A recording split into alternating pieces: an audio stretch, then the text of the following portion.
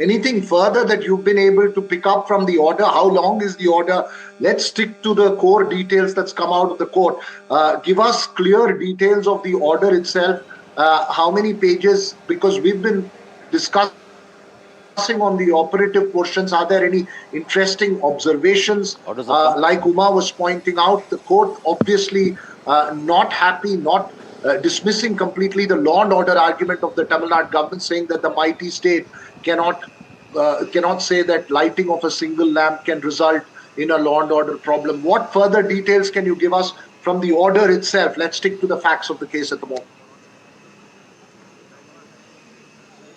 Well, the facts of the case is the court has disposed the writ petition, a batch of appeals filed by the temple, the government, administration and several other individuals.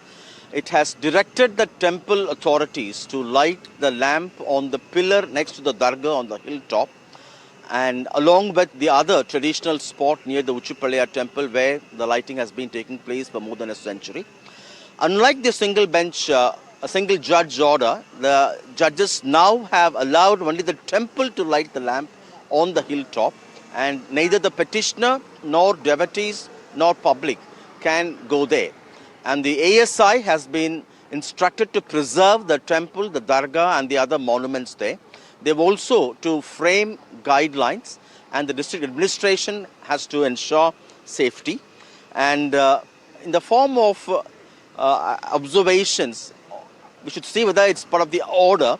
The court has said the apprehension expressed by the Madurai district administration of possible law and order concerns, they call it an imaginary ghost.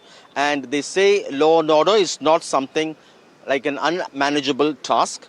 And the district administration, the court has said, ought to have taken this as an opportunity to narrow down the gap between the two communities. They had 1 year series of peace meetings, but the court feels they had done nothing to narrow down the gap.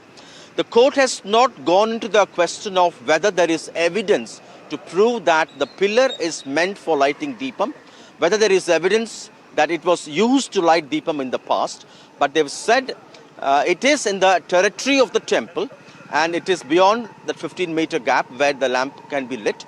And they have also expressed the purpose or the larger idea behind choosing a vantage point on a hilltop to light the lamp, particularly in temples, saying that helps devotees from areas around the hill who are on the foothills and in other areas to be able to watch the lighting of the Deepam and worship. That's the larger purpose. And without going into the evidence whether it was a pillar meant for Deepam or whether the lighting of lamp took place earlier, they've said this convention, there is a reason for this kind of choosing of a vantage point, and in that sense the temple ought to light the lamp on top of the hill. Of course, the temple has been arguing that the court cannot dictate where it should light the lamp, saying that it has chosen the Uchupalaya temple spot on the other part of the hill based on Agama rules. Veera Raghav. The big question, of course, would be whether the temple, the Tamil Nadu government and the district administration, would they now challenge it in the Supreme Court. But politically, it has given a kind of a talking point for the Hindu outfits in particular to turn the heat against the ruling DMK. All right, Sam Daniel.